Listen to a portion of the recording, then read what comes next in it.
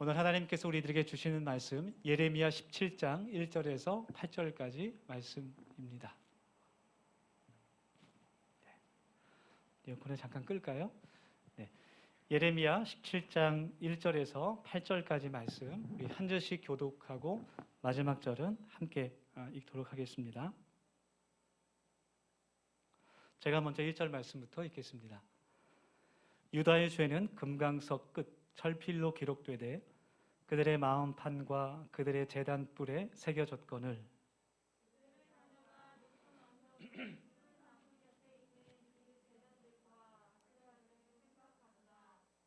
들에 있는 나의 산하 내 온 영토의 죄로 말미암아 내가 내 재산과 내 모든 보물과 산당들로 노략을 당하게 하리니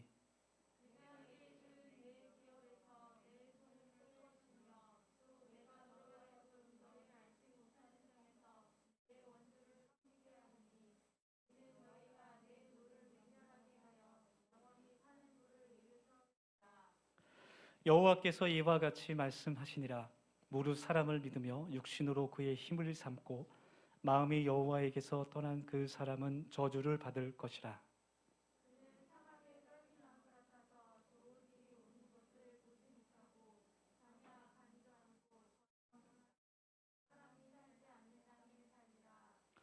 그러나 무릇 여호와를 의지하며 여호와를 의뢰하는 그 사람은 복을 받을 것이라. 다 같이 그는 물가에 심어진 나무가 그 뿌리를 강변에 뻗치고 더위가 올지라도 두려워하지 아니하며 그 잎이 청청하며 가무는 해에도 걱정이 없고 결실이 그치지 아니함 같으니라. 아멘. 네, 우리 또 서로 반갑게 앞뒤에 계신 분들 우리 바라보시면서 주님의 사랑을 나누겠습니다. 이렇게 인사하겠습니다. 오직 하나님만 의지합시다. 그렇게 인사하겠습니다. 네, 오직 하나님만 의지합시다. 네, 우리 사회적 거리두기 때문에 너무 이렇게 멀리 떨어져 있어서 좀 외롭기도 합니다. 세상에 있는 그 어떤 다른 것이 아니라 오직 하나님만, 나를 사랑하시는 그 하나님만 의지할 수 있는 우리 더세운 모든 가족들이 될 수 있기를 소망합니다. 2019년 그 KBS 방송에 그 방송 보도국에 발표된 그 재미있는 설문조사 결과가 있는데요. 한국에서 가장 신뢰도가 높은 직업은? 이라는 그런 설문조사를 했어요. 많은 직업들 가운데 어떠한 직업이 사람들에게 가장 신뢰를 주는가에 대한 설문조사가 있었습니다. 여러분 한번 맞춰보세요. 어떤 직업이 가장 믿을 수 있는, 신뢰를 가질 수 있는 직업일까요?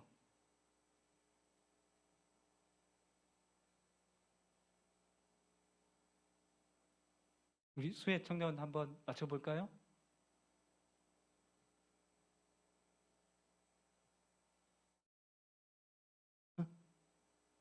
의사? 의사도 있는데 그렇게 높진 않았어요. 네, 이게 우리가 살아가는 그런 사회상을 좀 반영을 많이 해준 것 같습니다.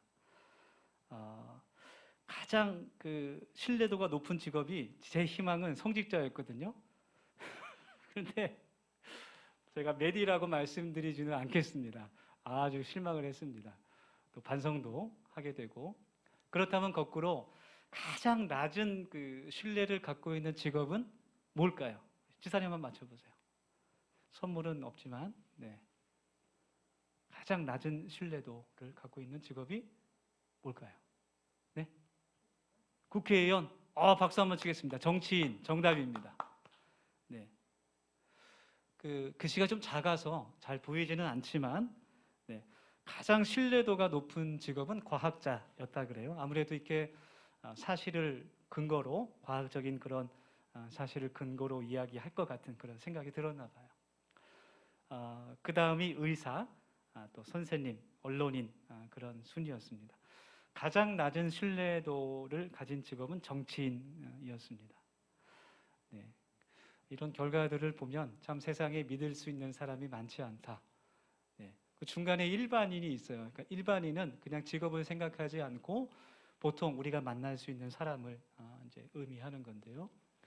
일반인이 좀 높은 위치에 있는 걸 보면 우리가 참 서로를 믿을 수 없는 그런 사회에 살고 있구나, 그런 생각이 들기도 합니다. 오늘 믿는 구석이라고 하는 그런 제목으로 함께 하나님 말씀을 나누겠습니다. 오늘 우리가 함께 읽은 예레미야의 말씀을 통해서 하나님께서 그 선지자를 통해서 주신 그 말씀들이 이스라엘 백성들에게 주시는 말씀일 뿐만 아니라 오늘 우리들에게도 오직 너희는 하나님만을 믿고 의지하라라는 그런 하나님의 음성으로 들려올 수 있기를 간절히 소망합니다. 하나님을 의지하는 사람은 축복을 받게 됩니다. 제가 그냥 하는 말이 아니라 하나님께서 하신 말씀입니다. 오늘 성경에서 하나님께서 예레미야 선지자를 통해서 주시고 있는 말씀입니다. 오늘 7절 말씀을 보면 무릇 여호와를 의지하며 여호와를 의뢰하는 그 사람을 복을 받을 것이라, 그렇게 말씀합니다.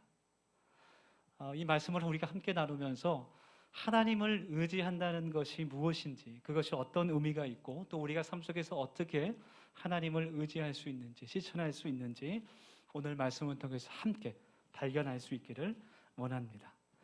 먼저 오늘 성경 말씀에서 하나님을 의지한다는 것은 다른 무엇보다도 먼저 하나님만을 의지한다는 뜻이에요. 다른 어떤 것도 의지하지 않겠다는 것입니다. 다른 어떤 것이 아니라 오직 하나님만을 내가 바라보겠습니다 라는 그런 고백입니다. 우리는 연약함 때문에 또 죄의 본성이 있기 때문에 눈에 보이지 않는 하나님보다 내 눈에 확실하게 보이는, 정말 내가 정말 보고 느끼고 경험할 수 있는 그 다른 것들을 더 믿고 싶어 합니다. 그러나 누가복음 16장 13절 말씀에서 주님께서 너희가 하나님과 재물을 겸하여 섬길 수 없다, 그런 말씀을 하셨어요. 그 말씀은 하나님을 의지하면서 동시에 이 세상에 있는 돈이나 물질을 의지할 수 없다라고 말씀하시는 거예요. 그래서 하나님을 의지한다는 그 의미는 다른 무엇보다도 먼저 오직 하나님만을 붙잡는다는 의미입니다. 다른 것을 의지하지 않는다는 선언입니다. 오늘 성경의 배경을 보면 하나님께서 이렇게 말씀하신 그 이유를 이해할 수 있어요. 오늘 예레미야 그 15장 5절 말씀을 보면 하나님께서 이스라엘 백성들에게 원하셨던 것은 오늘날 우리에게도 원하시는 것이기도 한데요, 하나님께서 그들에게 원하셨던 것은 하나님만을 믿고 의지하는 거였습니다. 그런데 5절 말씀을 보면 그들이 그렇게 하지 못했던 것 같아요. 사람을 믿으며, 이스라엘 백성들은 그 당시에 사람을 믿으며 육신으로 그의 힘을 삼고 라고 말씀하고 있습니다. 하나님이 아닌 사람을 더 믿고 의지했다라는 거예요. 저 말씀에서 육신이라는 것은 사람을 물질적으로 표현한 단어입니다. 피와 살과 뼈로 이루어진 그 연약한 존재를 하나님 대신 의지했다라는 거예요.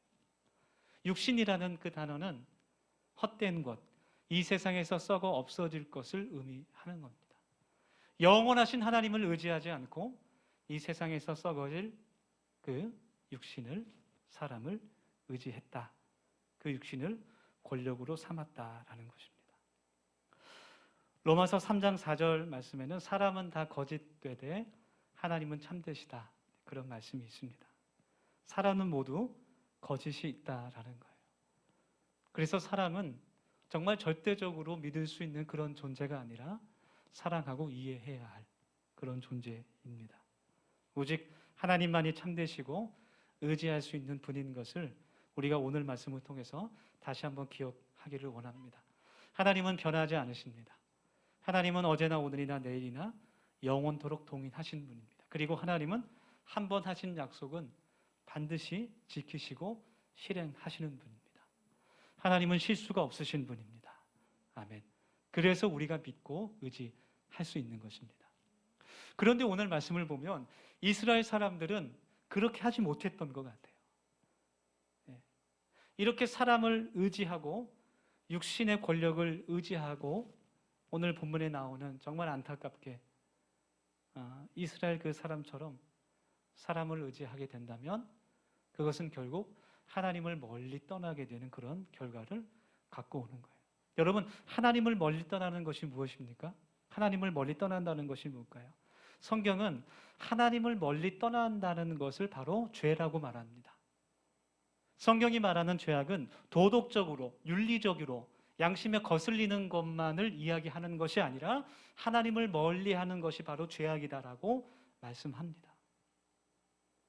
이렇게 하나님을 의지하지 않고 사람을 의지하지 않고 하나님을 멀리 떠난 사람이 바로 죄인이고, 하나님께서 그 사람을 저주하신다고 말씀하는 겁니다. 6절 말씀에 보면 그 저주의 내용이 들어가 있습니다. 그는 사막의 떨기나무 같아서 좋은 일이 오는 것을 보지 못하고 광야, 간조한 곳, 건건한 땅, 사람이 살지 않는 땅에 살리라. 하나님을 의지하지 않는 사람은 마치 사막의 떨기나무 같다라는 거예요. 여러분, 떨기나무는 사막 한가운데 정말 메마른 곳에 심어져 있습니다. 물을 얻고 싶어도 얻지 못하는, 그래서 아무런 열매도 없고 사람을 찌르는 가시만 무성한 그런 볼품없는, 그리고 아무도 좋아하지 않는 그런 나무입니다. 어떠한 유익도 없는 그러한 나무입니다. 마태복음 13장에서 예수님께서 씨 뿌리는 비유를 말씀하시면서 그 말씀에 등장하는 가시떨기가 바로 이 떨기나무입니다. 여러분, 가시떨기에 씨가 뿌려졌다는 것은 예수님의 하나님의 말씀을 듣긴 하지만 세상의 염려와 어떤 재리의 유혹 때문에, 물질의 유혹 때문에 그 하나님의 말씀이 씨앗을, 그 결실을 맺지 못한다는 그 말씀을 예수님께서 들려주십니다. 마찬가지로 하나님을 내가 믿고 의지한다고 생각하고 그것을 이야기하지만 마음의 염려와 재물의 유혹 때문에 하나님보다 다른 것을 더 의지하고 싶어 하는 마음을 뜻하는 것이 바로 저 떨기나무입니다. 여러분, 하나님을 의지하는 것은요, 하나님을 의지한다는 것은 해도 되고 안 해도 괜찮은 것이 아니에요. 많은 분들이 잘못 알고 있어요. 우리의 선택의 문제가 아닙니다. 해도 되고 안 해도 괜찮은 것이 아니라 그렇게 하지 않으면, 하나님만을 의지하지 않으면 저주를 받는다고 하나님께서 말씀하세요.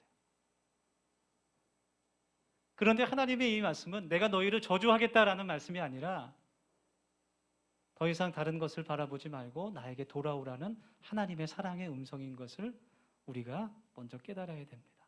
하나님의 마음은요, 너희가 나를 의지하지 않으면, 너희가 나를 믿지 않으면 사막의 떨기나무처럼 메말라지고 비틀어지고 어떠한 열매도 맺을 수 없다라는 것을 하나님께서 알려주시고 싶어 하는 거예요.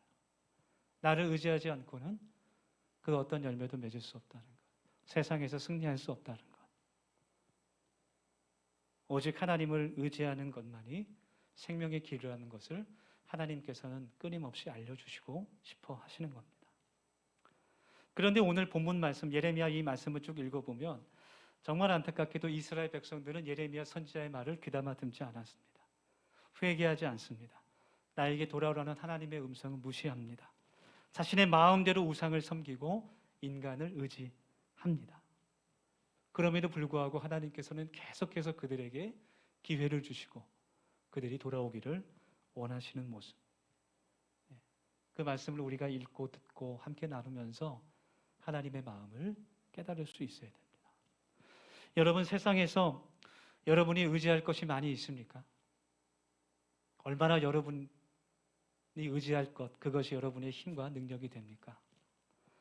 아니면 세상에서 정말 의지할 것이 없습니까?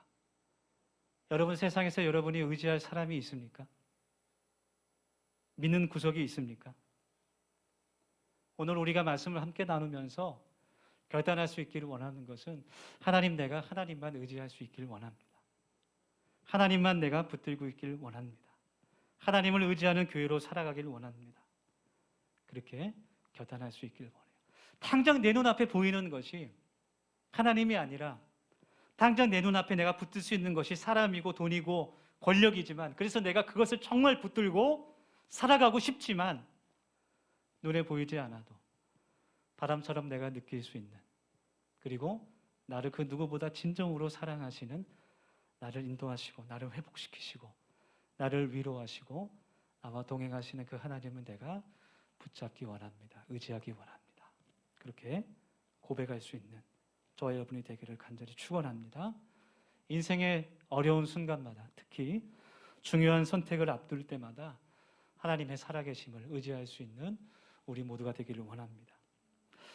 예레미야 42장의 말씀을 보면 유다는 그 바벨론에게 망하게 되고 패하게 되고, 예루살렘에는 예레미야 선지자와 소수의 그 이스라엘 민족의 사람들만이 살아가게 됩니다.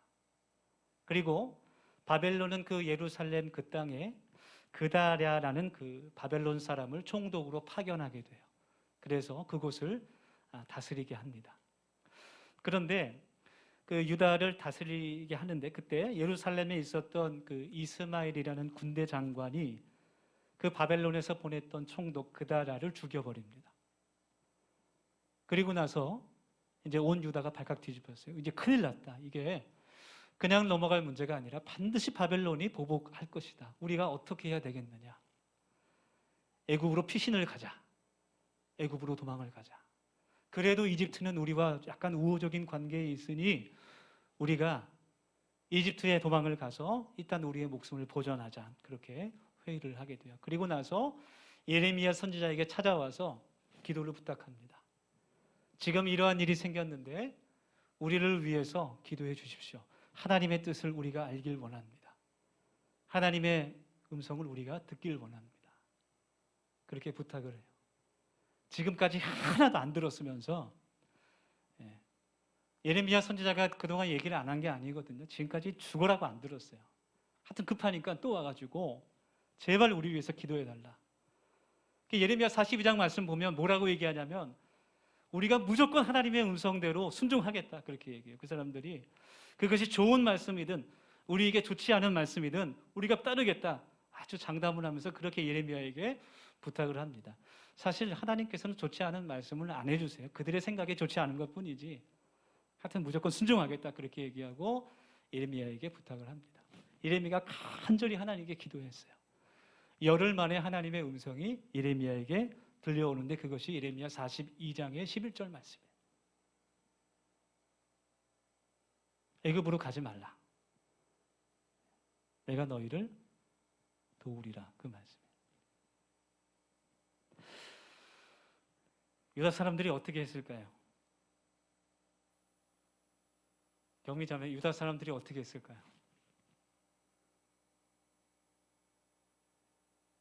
순종하지 않습니다.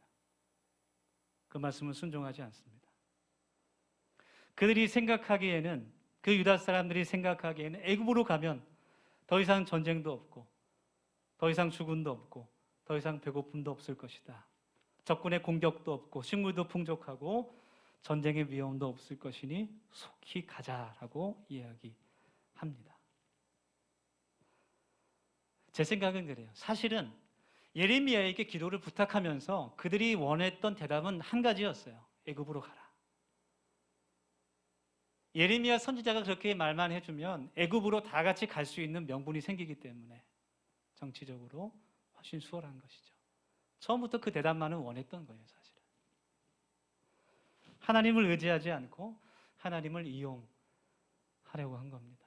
하나님을 의지하는 것이 아니라 애굽의 창과 칼을 의지했습니다. 심지어는 절대로 나는 가지 않겠다는 예레미야까지 억지로 끌고 갑니다, 애굽으로. 결과가 어떻게 됐을까요? 하나님께서 바벨론을 사용하셔서 애굽까지 멸망시켜 버립니다. 그리고 그곳에 있었던 유다 백성들 모두 포로로 다 끌려가게 됩니다.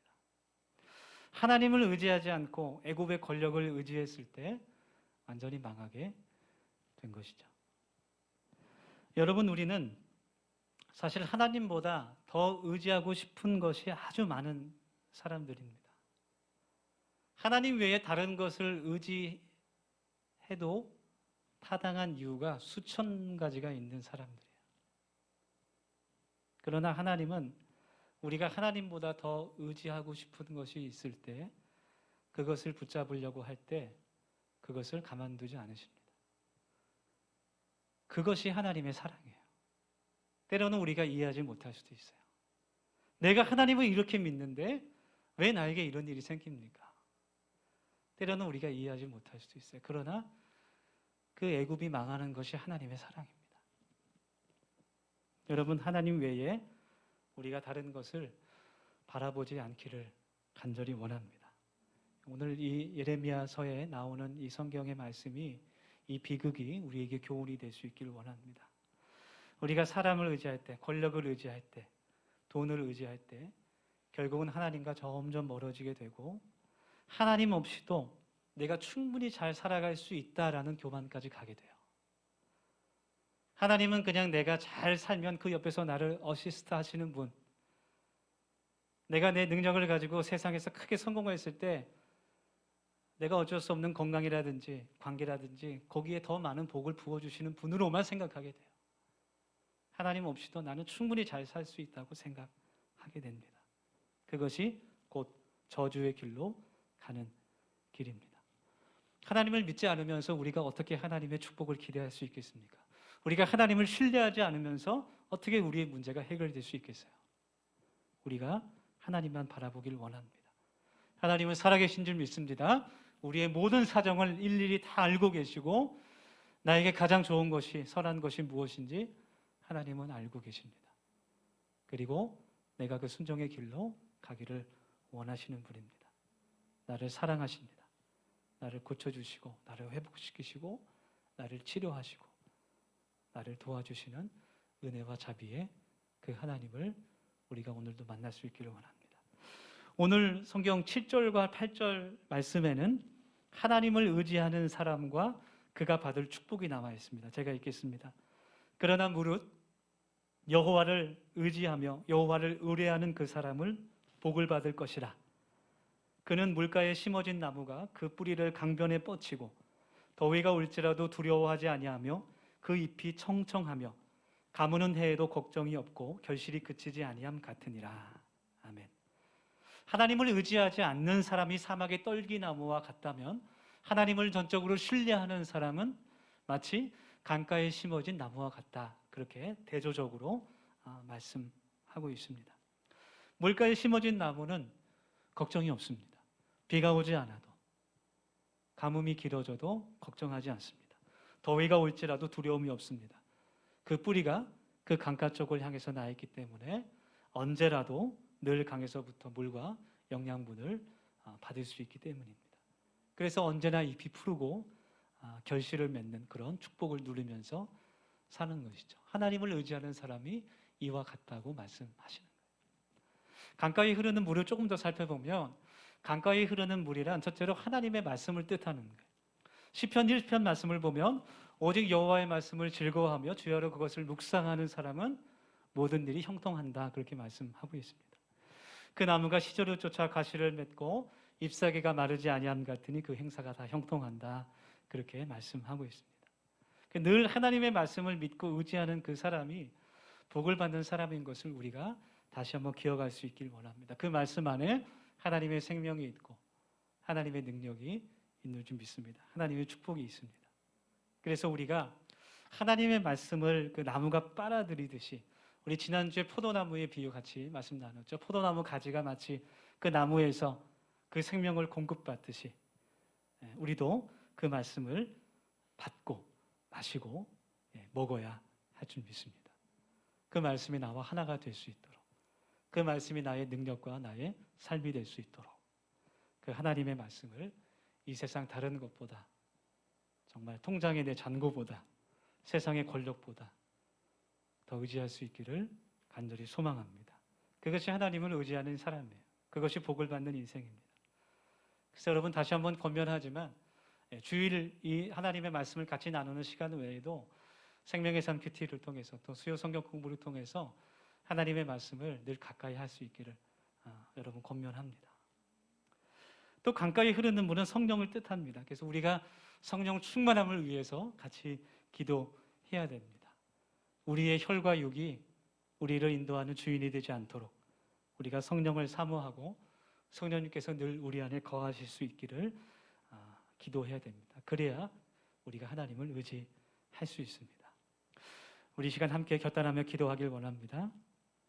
오늘 하나님께서 우리에게 주신 이 예레미야의 말씀은 사람을 의지할 때에는, 또 육신의 권력을 의지할 때에는 정말 내 눈앞에 있는 당장의 유익을, 또 만족을 얻을 수 있을 것 같지만 그것은 모두 헛되고 썩어질 것임을, 그 지혜를 우리에게 가르쳐주고 있습니다. 인생의 모든 순간순간마다 오직 하나님만 의지하길 원합니다. 우리 그렇게 같이 기도합시다.